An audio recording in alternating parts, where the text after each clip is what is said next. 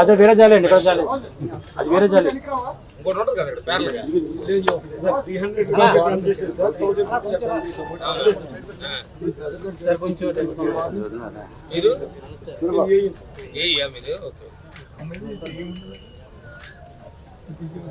Madam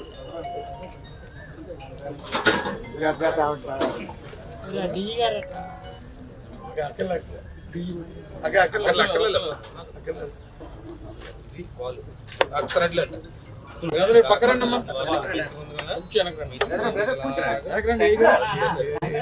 కూర్చున్నా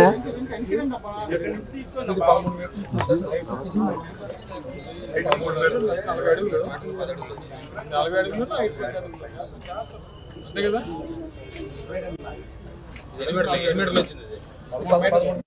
record పెట్టుకో. Simhachalam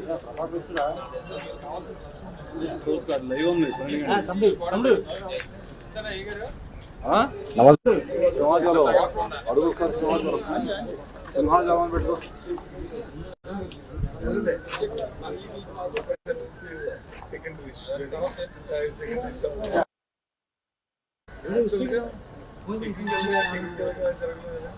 issue అది సరిపోయింది. మమ్మల్ని గుట్లు పెట్టి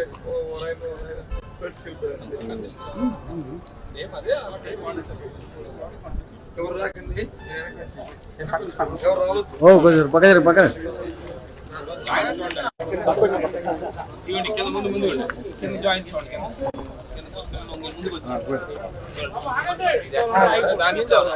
జరిగిపోయింది అంటే అక్కడ బాండ్ అవ్వలేదు, బాండ్ అవ్వలేదు కదా, బాండ్ అవ్వ జరిగిపోయింది అంటే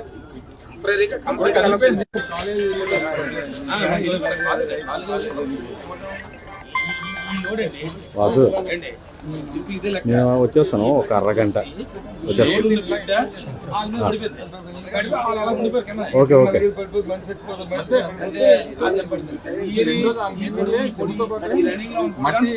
మట్టి మాది పడుతుంది ఈ ప్రోడక్ట్ పడిపోయింది అంతే. ఏర్ వేసి మనుషులు తీసి ఏర్ వేసింది. అంత కింద ఏముంది, మన స్లాబ్ ఉంది. ఇది ఇది ఏంటి ఫ్లోరింగ్ ఏంటి, ఇప్పుడు మన వ్యక్తుల ఫ్లోరింగ్ అంతా కొండలా కనబడుతుంది, బట్ ఈ ఫ్లోరింగ్ ఒరిజినల్ ఫ్లోరింగ్.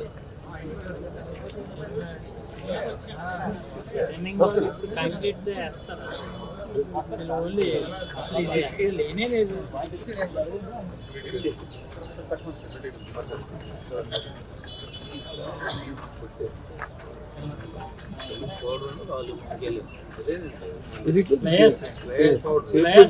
పడిపోతారమ్మా, పడిపోతారు పడిపోతారు. అంటే అడే తిప్పండి, తిప్పండి పడిపోతాయి. మళ్ళీ ఏమి కూడా మళ్ళీ బాగోదు.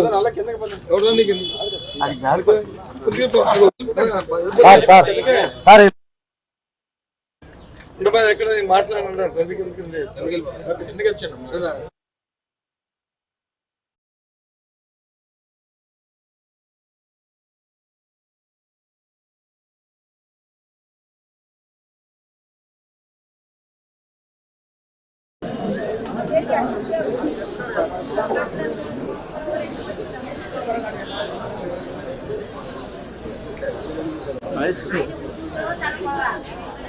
ఏంటి నువ్వు వచ్చే అయితే ఇక్కడ మన బైక్ పెట్టిన దగ్గర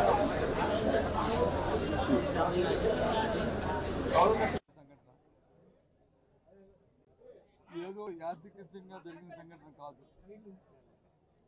ప్రభుత్వం తాలూకా నిర్లక్ష్యం వల్ల, ప్రభుత్వం తాలూకా వాళ్ళు అవగాహన లోపం వల్ల, వాళ్ళకున్న ఒక యథాలాపంగా ఉన్న వాళ్ళకున్న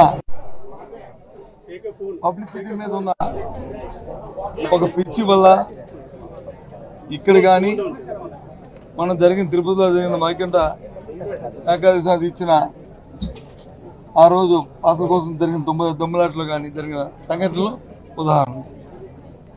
చాలా ఉదయదాకరం చూసాం ఇప్పుడు అన్నీ కూడా. అయితే పవిత్రమైన ఈ స్థలం కాబట్టి ఇక్కడ విషయాలన్నింటినీ కూడా కూలంకుషంగా మాట్లాడడానికి ఇది పవిత్ర స్థలం కాబట్టి మాట్లాడడానికి కూడదనేది నా ఉద్దేశం.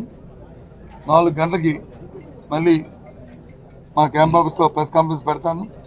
అక్కడ జరిగిన వాస్తవ విషయాలు, చూసిన విషయాలు ఇవన్నీ కూడా అక్కడ మాట్లాడడం సమంజసమైనది మేము ఆలోచన చేసి 4 గంటల ప్రెస్ కాన్ఫరెన్స్ పెడతాను. కానీ ఒక్క విషయం మాత్రం నేను చెప్పదలుచుకున్నాను. చూసాం మనం ఎంత బాధ్యతారహితంగా